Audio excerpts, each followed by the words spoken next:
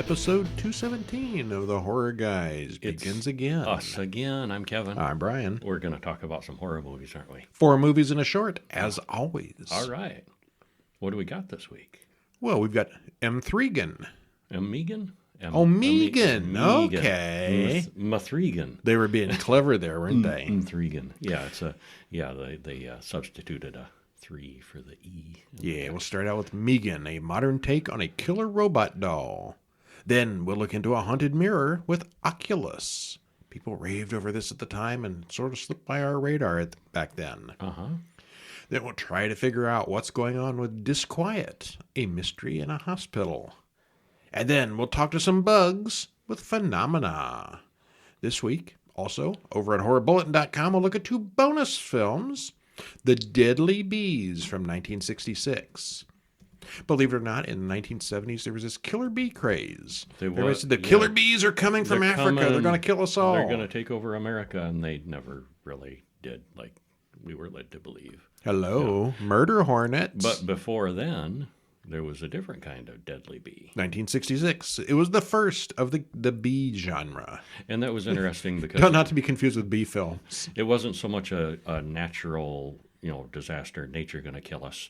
It was kind of a murder mystery. Yeah. A mystery. Yeah. There's beekeepers doing bad things. Oh, they should have totally called it the War of the Beekeepers. War of the Beekeepers, yeah. And then we'll continue on with Friday the 13th, Part 3 from 1982. Which was in 3D. Coming at you. Yeah.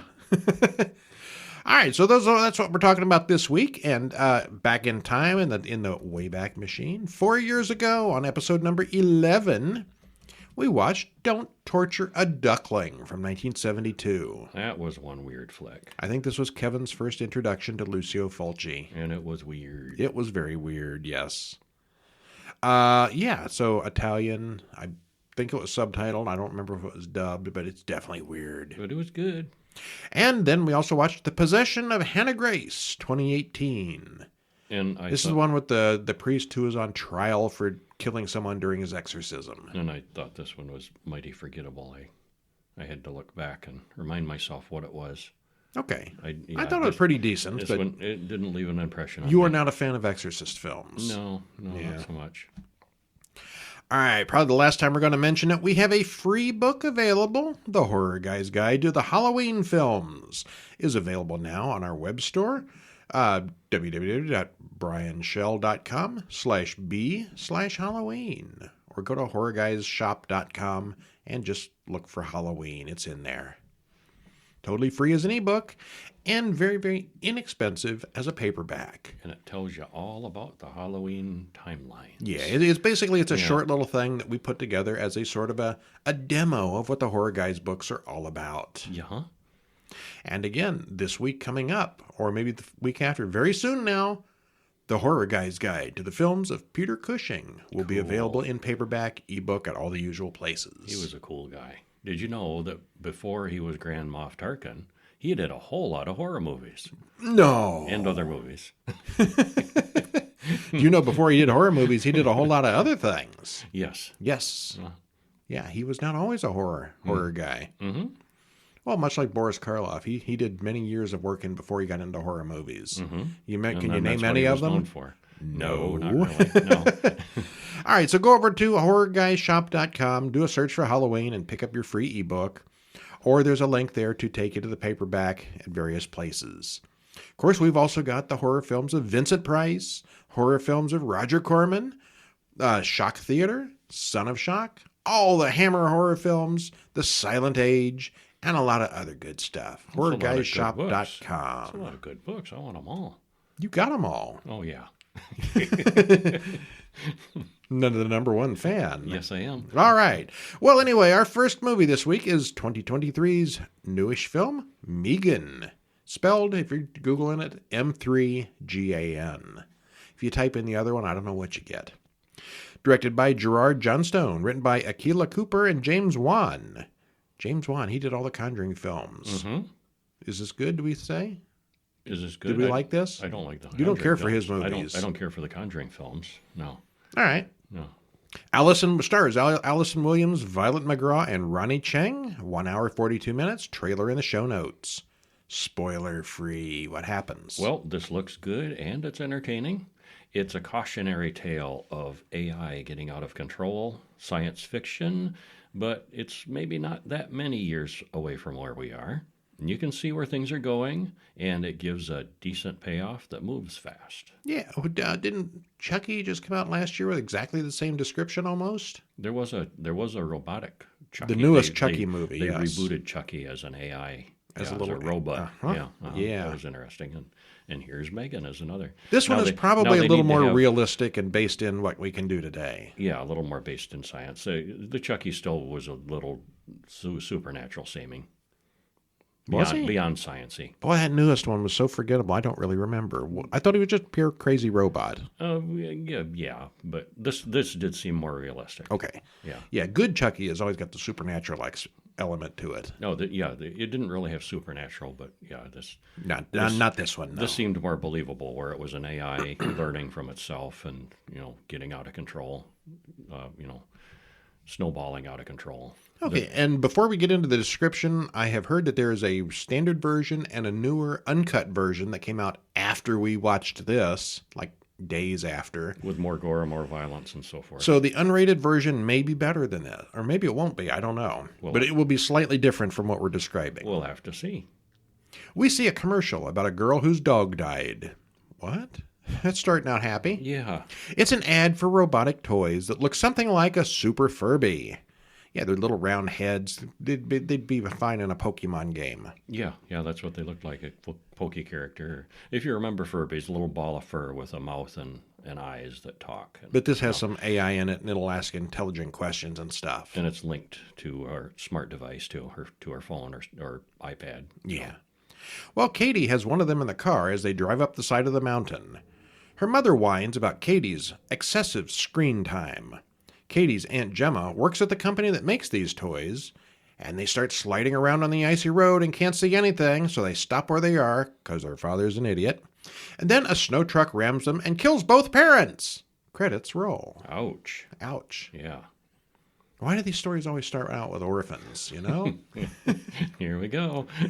Well, at the Funky Toy Company, Funki, we see lots of cool things. Gemma is there now testing new funky toys. She wants to show her new design to the boss, but it's not quite ready yet. A rubbery-looking face arrives, and they put it on the humanoid robot she's built. The boss, David, comes in, and he's not happy. She spent way too much on this secret project. She calls her new toy, here we go, Model 3 Generative Android, or M3GAN. M3GAN. It's clearly not ready for prime time as its head explodes in a fiery mess in front of David. Not a good demonstration. He's not impressed. No. Gemma packs up her failed project and gets a notification from the hospital. She drives to see a badly injured Katie, who is now going to live with her after the accident. After she's healed up, they go home to Gemma's place, and Gemma complains about neighbor Celia's dog. Gemma's not used to having a kid in the house, and things are very awkward for a while. Katie cries, and Gemma has no idea what to do about that.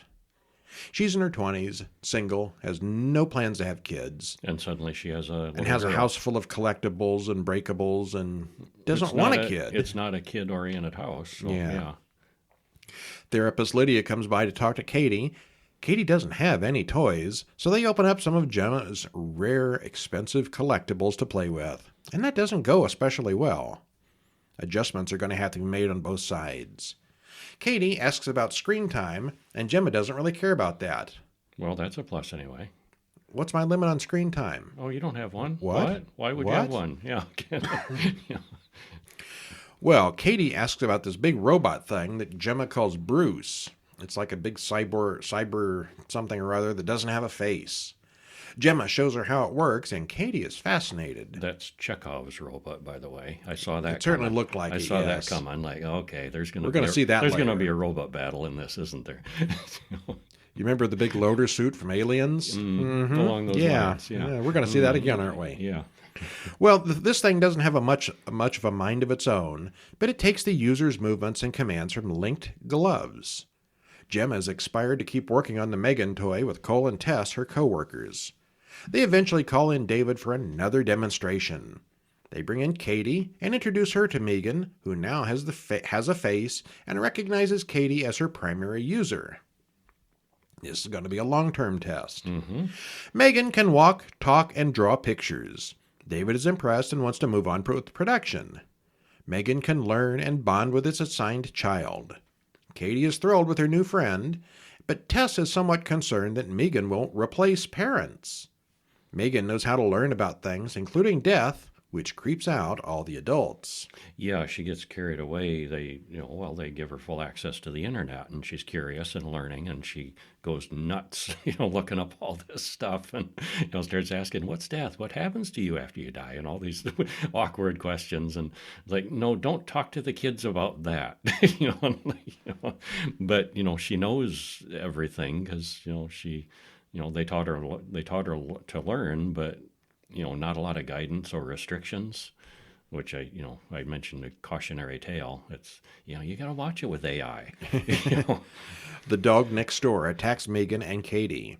M3GAN takes note of Celia's attitude and clearly doesn't like her. Gemma wants the dog put down, but she could fix the hole in her fence. The dog keeps getting over on her property, but she won't fix the hole in her fence. Yeah. Well, that night, M3GAN lures the dog through the hole in the fence and does something bad. The next morning, Dewey the dog is missing. And I saw that coming too, because I don't know the exact wording, but M3GAN's primary command: watch after her, protect her from all physical and emotional harm. Like, well, this dog is threatening her. The neighbor, she doesn't like this neighbor. She doesn't like these, various people that are mean to her. M3GAN's going to see that. That's her primary program. Okay, I will protect child. Yikes! It's one of those laws of robotics, isn't it? Yeah, without the safety measures. Yeah. David gives his presentation to the board and investors. Katie starts to cry in the demonstration, and M3GAN consoles her in front of the whole group and sings to her. She wasn't programmed to do that, but it works. There's a guy there, Kurt, who's a corporate spy, and he copies all the M3GAN files without David knowing. And that doesn't really go anywhere, but I suspect if there's a M3GAN 2, we'll see more of that. Well, the implication was that, whatever happens, if they shut down the project or, if M3GAN goes bad, the plans are out there for other companies that they're going to start developing it, and they're going to start doing it too. Sequel. It's a sequel, or the implication that, oh, this is the end of the world. Meanwhile, Katie clearly likes M3GAN more than Gemma. Katie refuses to talk to the therapist, and Lydia talks about attachment theory and that Katie shouldn't be getting so attached to a toy. But she seems like so much more than a toy. Also, M3GAN stops turning off when she's told to shut down. No. Gemma enrolls Katie in some kind of outdoor school because there are lots of other kids to learn from. She thinks she's spending too much time alone. Katie gets paired up with Brandon, a bigger kid with attitude issues.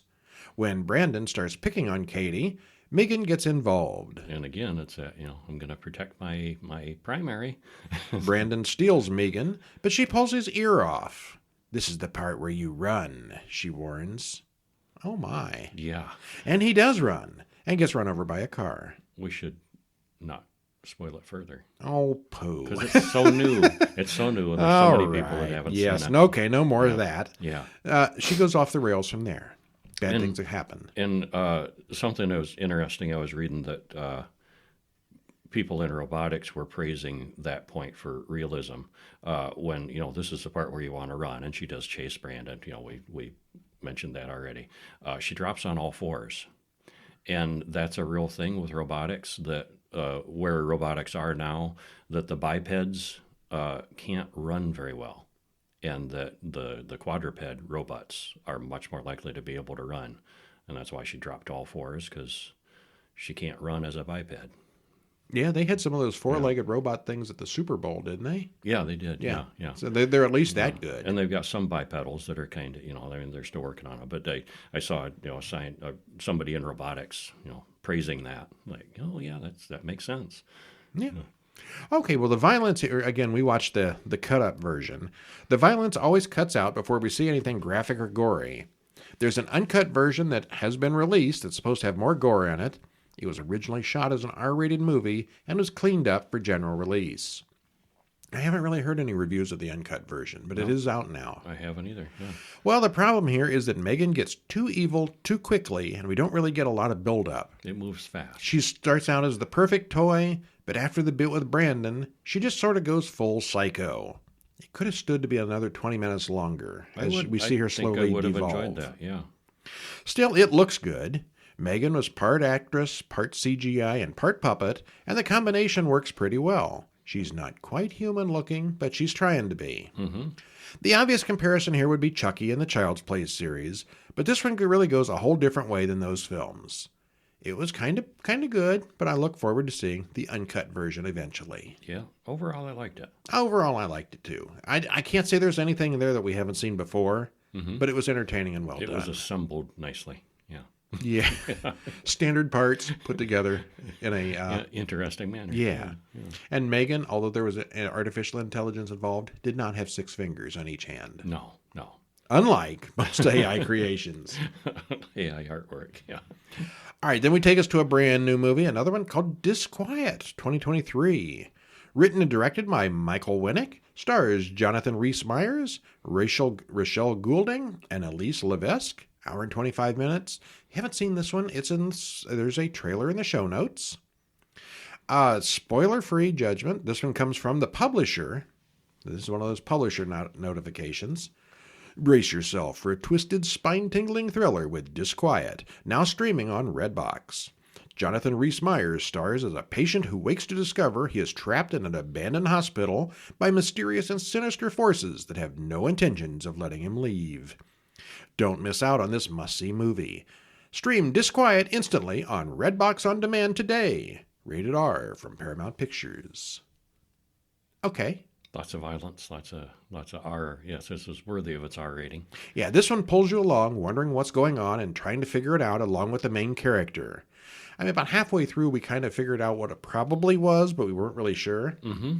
It's well filmed, well acted, it looks good, and was overall entertaining. Yeah. We did both like it. Yeah, going along, it's not obvious and clear what's going on, but you kind of have a sense of, well, maybe it's this or maybe it's that, or but it unfolds gradually. Like we said, with the main guy. Yeah, in the past we figure it out along with him.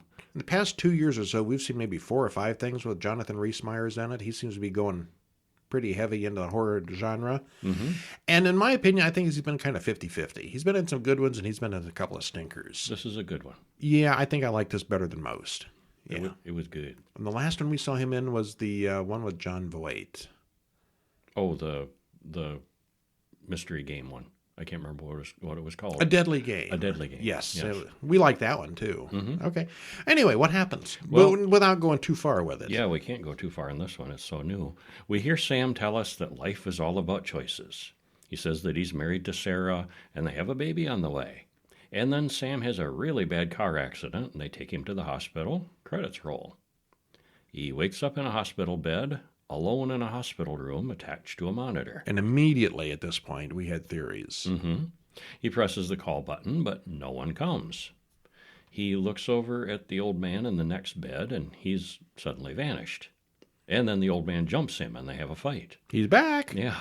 Sam runs out into the hallway, running for help, but no one comes. They both really fight hard for a couple of hospital patients. Eventually, Sam stabs the old man a dozen or so times with a scalpel, and when he looks again, the body is gone. There's no blood trail. Yeah. He goes back to the room, finds the old man back in his bed as if nothing had happened. Did he hallucinate it? Yeah. Well, he checks his phone and sees that the line has been disconnected. He quickly puts on his clothes, and when the nurse finally shows up, there's no other patient in the room with Sam now. It's a private room. Yeah. He goes down to the lobby and is again pursued by the crazy man. Well, meanwhile, Monica is in the hospital for a boob job. They put her under the anesthetic and she hallucinates the doctor and nurse as people with messed up faces. She wakes up surrounded by 3 bloody women wrapped in bandages. Sam rushes in when she screams, and he sees them too. And then they run away together. "We need to get out of here," Sam warns. There are no nurses or doctors in this hospital. Seems to be not really many people at all except for these weirdos. It's a zombie apocalypse, isn't it? Monica asks. That's one theory. Well, they spot Carter handcuffed to a gurney. He says that a cop shot him in the back, but that he's okay. And then they spot the 3 bloody mean girls in the hallway. Maybe they are zombies. They kind of act zombie-like. Kind of. Yeah. And another man with a messed up face warns Sam that he can't go anywhere.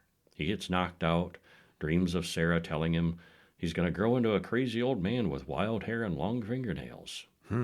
She nags at him about texting while driving, and that's how he got into the accident in the first place. And that's probably a good place to stop. It is. Yeah. What is going on? Yeah, it goes on. They this ragtag, it seems like a team of survivors kind of team up and Yeah, there's 1 or 2 more people that they've made along try the to way. figure yeah. out what the heck is going on. Well, Kevin got really upset with the tube stuck in Sam's mouth during the hospital scene. That's not how anything works. That's not how you do things. Well, yeah, but then it makes sense. Not really. Well, it does. Well, it wasn't a breathing tube, or a feeding tube would have gone up his nose. This tube down his mouth just had no purpose. Yeah, that's not He how was you do it. also skeptical about the nurse leaving a full bottle of oxycodone right there next to his bedside table. But it makes a little more sense afterwards if you go back and think about it. But at the time, it kind of stands out. Yeah. It looks good. The cinematography is really cool. The whole story is a kind of what is going on kind of mystery, so the plot doesn't make much sense as it unfolds. It's mostly just one weird encounter after another, but eventually you develop a theory that turns out to probably be mostly correct. Mm-hmm. Mostly. Yeah. All right. Well, overall, it was good. We enjoyed it. Yeah. Big There's limits to what we can say without spoiling things. Big thumbs up. Yeah. And then it's time for our short film this week. An especially awesome short What are film. you wearing? I'm wearing leopard heels. Leopard Heels from 2023. Directed by Chris Turner, written by Chris Turner and Mark Prime, stars Celeste Wong, Alina Allison, and Eric Colvin. It's 11.5-ish minutes, and there's a link in the show notes where you can go watch it on YouTube. What happens? Well, Renee is interviewing for a new job, and everything there just seems a little off. She looks at the Employee of the Month photos on the wall, and they all seem to be of the same guy. He's very good at his job. Patty is the receptionist, and Renee notices that she's wearing really tall high heels in a leopard print. Eventually, Renee heads up to her interview, and she finds Mr. Gregory, who will be doing the interview. He's very misogynistic. But no, that's not what he meant. No, I'm just joking. Yeah, That's just not what I joking, mean. As he stares at her and does very misogynistic things again. And, well, maybe he's just an old perv. Maybe he's harmless. And you noticed the plaque on his desk. It was the plaque on the door. On the door. What did it say? The acronym of his title. It's got his name and then his title. The starting letters are all capitalized. It spells out parasite. He's a parasite, his all title. right. Yeah. Well, it's an uncomfortable situation, and this one is a little bit exaggerated, but it's not that unrealistic, at least in the beginning. It soon devolves into something that's much more interesting and weird, and some jobs really do want you to go above and beyond, don't they? It's brightly lit and well shot and well acted and really, really good. Got to check this one out. Yeah. Yeah. Leopard Heels. Mm-hmm. Which takes us to our next movie, 1985's Phenomena, also known as Creepers, written and directed by Dario Argento. You know what? In 4 years, I think this is the first movie of his we've done. Yeah. I'm sure there'll be more. Yeah.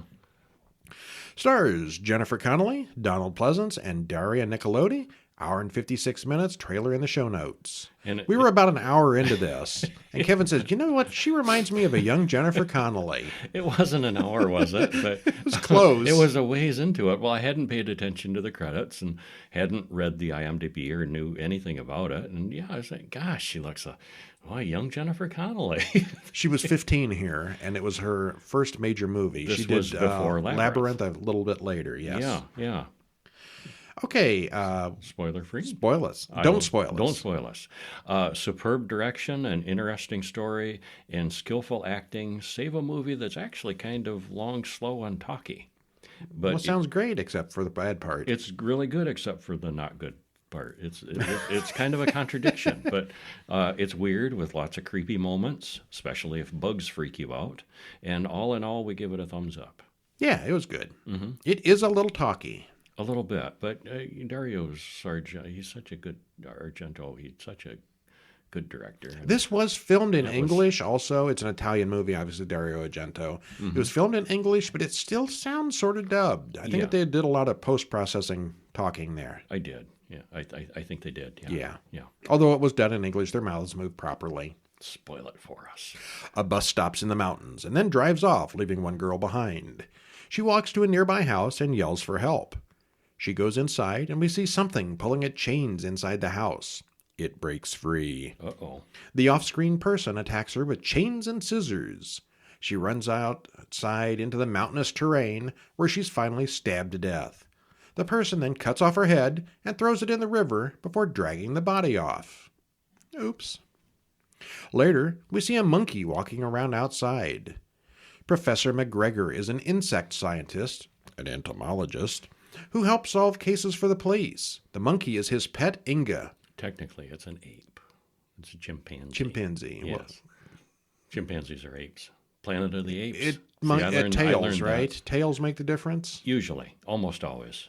Almost always monkeys have the tails and apes do not. There's a couple exceptions, but yeah.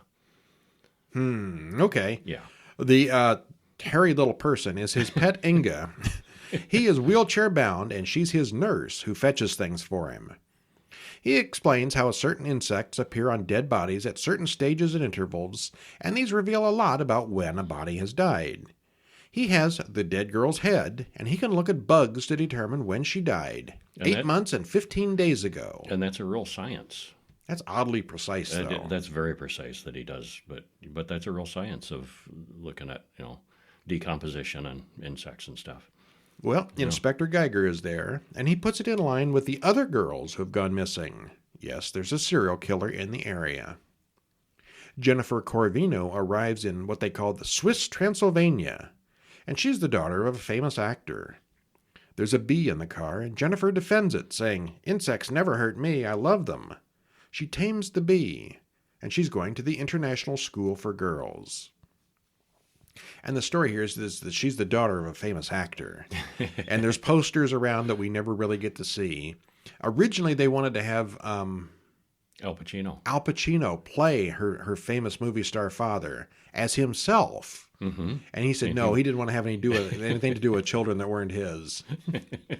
But I guess they were going to have Al Pacino posters on the wall, and she was like, Jennifer Pacino or something like that. It was actually going to be him. Or a different name, that would have been a hoot. Also in the 80s, I don't think they probably could have afforded him, but that's another story. Mm-hmm. Well, the headmistress of she meets her roommate Sophie, and the headmistress, who blames Jennifer for her plane being late. It's all her fault. Right. Yeah. She's very unfriendly. Sophie is a big fan of Jennifer's father, the famous actor. That night, Jennifer has a nightmare about a girl being chased into an old church. Then she dreams about a long hallway with many doors, but in real life, she's sleepwalking on the roof of the school. Oops. Yeah, not good. In her dream, she sees the girl who was being chased, but the girl is killed, and the real Jennifer falls off the roof. She's okay, but she walks in front of a car and gets knocked down. The two boys in the car pick her up and dump her in the woods a few miles away. Classy. That nice Italian hospitality. Mm-hmm. Jennifer, this isn't Italian. Switzerland is where it takes place, yes. Yeah. Mm-hmm. Italian director. The Swiss Transylvania. Yes. Yes. Jennifer sits in the trees until Inga the chimp comes in and leads her to Professor McGregor, who cleans her up and examines her. She doesn't have any memory of her dream or how she got there, and the two talk about insects and about her natural affinity for bugs. The insect in his hand wants to mate with Jennifer, but it's not the mating season. That's strange, he thinks. And this was kind of refreshing, seeing Donald Pleasance play a good guy. He does sometimes. I mean, he's eccentric with all the bugs, but, he's, a decent person who's friendly and smart and sane. Not at all deranged. Yeah. Well, he often plays somebody who's a little whacked. Yeah. Even when he's a good character, he's a little off. Yeah. Mm-hmm. The next day, the headmistress insists that she get an EEG. The doctor at the mental hospital thinks this is the first step towards schizophrenia, or another personality trying to emerge. You get hit by a car last night, and today they diagnose you with crazy. Mm-hmm. Jennifer gets angry and walks out. She calls her father to complain, but he's out of town for 3 days. That night, Sophie notices someone outside shining a spotlight on her window. She puts on one of Jennifer's shirts and sneaks out. It's Sophie's boyfriend, but the boyfriend is really interested in hearing more about Jennifer. He can't stay long, so Sophie is left outside, alone to be chased by the killer, who stabs her with what looks like a spear.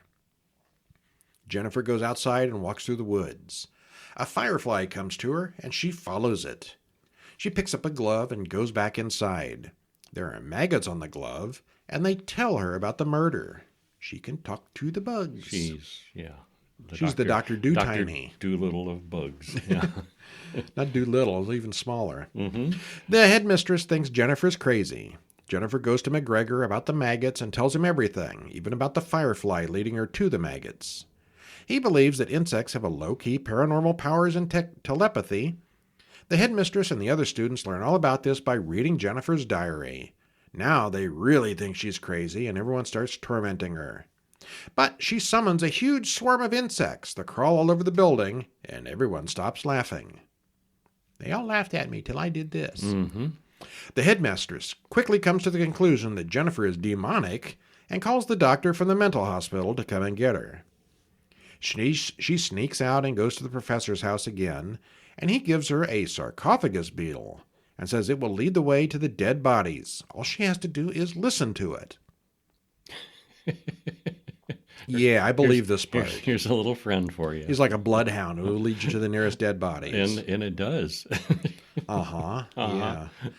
She and the bug get on a bus out toward the mountains, because this dead body may be 50 miles away, it looks like. But the bug has a really good sense of smell. The bug that's in this box has a really good smell. Well, they get off at exactly the place where the girl in the beginning went. She walks to the abandoned house and goes inside. She runs into a real estate agent who accuses her of coming there to steal. Inspector Geiger arrives and talks to the real estate agent, and he wants answers. Back at the professor's house, Inga the chimp gets locked outside and can't get back in. McGregor hears her yelling outside and goes downstairs to let the ape in. Chimp, not Chimpanzee. ape. Well, chimps are apes. Okay, not a monkey then. Yeah, that's what I said. This is hard. That's what I said earlier. This is hard. Yeah. Chimpanzees are apes. Yeah. Well, we see someone turn the elevator off halfway down the stairs. The killer then stabs the old doctor with his spear. Inga jumps on top of the killer's car as they drive away, but the loyal companion gets thrown off. Jennifer and a crowd watches as the police carry out the professor's dead body. Inspector Geiger talks to the man who runs the mental hospital, and he wants to know about someone who broke in, not someone who escaped. Who would break into a mental hospital? Well, Jennifer talks to her father's agent to ask for money, but he's not very helpful. Inga the chimp is still loose and finds a straight razor in the garbage can. Because you find straight razors in the garbage can all the time. Yeah, you do, on the side of the road. Brand new, straight, and shiny-looking straight razor. Mm-hmm. Jennifer goes to the bank to pick up money from her father's agent, but it doesn't arrive. Instead, she meets Frau Bruckner. Listen for a horse to whinny in the background there. Who says she will buy a ticket back to America for her. Jennifer goes home with Bruckner for the night, as her flight doesn't leave until morning. Miss Bruckner has all the mirrors in the house covered, as her young son is sick and doesn't want to see his own reflection. She says it's better if Jennifer doesn't see him. Bruckner also insists that she take a sleeping pill, and she's very, very bossy. Jennifer goes into the bathroom and finds those maggots in there on the soap. The death maggots. And at first I thought, well, maybe she was hallucinating those. And no, they're really there. And there's a reason death maggots are in the house. She remembers the professor's words about that species, that they live exclusively off human remains. Mm-hmm. Bruckner whacks her over the head when she comes out the bathroom, and the inspector drives up in his car, but Bruckner closes steel shutters and locks the door to keep Jennifer inside. Bruckner talks to the inspector outside. She tells how she was attacked 15 years ago in the mental hospital. Okay, so Bruckner is talking to Geiger outside. Mm-hmm. Jennifer wakes up and hears a man's voice screaming somewhere in the house. She tries to pull the phone up by the cord but loses it completely. Meanwhile, Jennifer's father's agent arrives by plane. He had nothing to do with Bruckner being there. No. Jennifer finds a hole in the floor and crawls through it, a tunnel, to find the telephone that fell down there. She's grabbed by Inspector Geiger, who is chained to the wall. He was outside a minute ago, and now suddenly he's inside, chained to the wall, and he's clearly been tortured for days. And it's the same actor. And this point was very confusing for us. Yes, I don't know what happened there. Yeah. Unless she was unconscious in bed for days, but why would that be? No, it doesn't. That doesn't make any sense. Yeah. Well, she falls into a big gloopy pit full of water, maggots, and decomposing corpses. That's a yucky scene. Yeah, it is. Bruckner comes in to gloat, and Geiger beats her to death. Oops. Geiger gets out of the pit and runs down a hallway to find a little... Jennifer gets out of the pit and runs down the hallway to find a little boy crying in the corner. And boy, did she look clean and dry quickly. Oh, yeah. After wallowing around in a pit of mud and maggots and corpse parts, and she gets up and runs away. And she's a little damp at first. And then she just, sweet and clean again. Okay, yeah. Yeah. Well, the little boy turns him around, and he really is pretty badly deformed. She runs outside of the boat dock and starts a boat motor, but the little boy chases after her with a spear. She screams in terror at the monstrous little boy, and swarms of insects rain down on him. He tries to fight them off, but they completely cover him. They eat him alive until he falls overboard. The boat then catches fire, and she has to jump overboard. Soon the entire lake is on fire, and she has to swim a long ways underwater to escape the flames. Except the little boy is down there too, and he's not dead. He surfaces and burns, but she escapes. Morris, the agent, drives by at exactly the right time to pick Jennifer up, which is quite a coincidence, really. Yeah, it is. But Bruckner comes out of nowhere and beheads him. Oh, that came out of nowhere. And she's not dead yet. She admits that she killed Geiger and McGregor, and she's just about to behead Jennifer as well, until she's stabbed in the back by Inga the chimp. Yay, Inga. Revenge. Yes. This was Dario Argento's favorite of his own films. Wow. He made a lot of them, and this was his favorite. Okay. It was also Jennifer Connelly's first starring role. Labyrinth came out the following year. The soundtrack is especially good. It's very atmospheric and visual, although the plot is slow and maybe a little too talky. Overall, it's good, but I think it's probably a little slow for a modern audience. But it's very weird, though, which definitely makes it worth it. Lots of weird touches here and there. Yeah. And speaking of weird, we got one more for you. 2013's Oculus. I see you, Oculus. Directed and written by Mike Flanagan. Also written by Jeff Howard and Jeff Seidman. Stars Karen Gillan, Brenton Thwaites, and Katie Sackhoff. An hour and 44 minutes, and there's a trailer in the show notes. And Mike Flanagan did this before all his long miniseries. The House on Haunted Hill. No. The Haunting of Hill House. Haunting of Hill House, yes. The Haunting of Bly Manor. Midnight Mass. Hush. And many others have come since this. Lots of good stuff. This put him on the map. Mm-hmm. Spoiler free. This was an interesting one, switching back and forth smoothly between what already happened to the main characters in history when they were kids and what's happening to them now in the present. There's lots of cool visuals, and the story pulls you along, wondering if the good guys will win in the end. She has a plan. And this is 10 years old, but we really need to blow the spoiler horn on this. Honk. Yeah, because this is one you should go into cold. Okay. And not, know as little about this ahead of time and know that it's really good and you should see it. Well, we can talk the beginning parts. Yeah. Spoilers don't come for a while. Yeah. Well, there's a little girl with blood on her face watches a man carry a gun around the house. Kaylee and her brother Tim try to get out of the house. The little boy sees a ghostly woman in the room with them. Tim describes the dream to Dr. Graham. He's never fired a gun in his dream before. Well, he's 21 and he's decreed to be well, and he's discharged from the mental hospital. So clearly something happened when he was young. He got incarcerated, and now he's healed, cured, and free. Yep. Kaylee goes to an auction and sees a mirror go up for sale. Very ornate, fancy, beautiful mirror. Afterwards, she goes to pick up Tim from the mental hospital. She says she's got the mirror, at least for a few days. She wants to keep their promise and kill it. She takes him to a motel room at first and gets annoyed that he seems to have forgotten what happened. Still, she needs his help. Okay, so I'm going to pause right here. Yeah. The entire movie hinges on her plan to deal with this mirror thing. Yeah.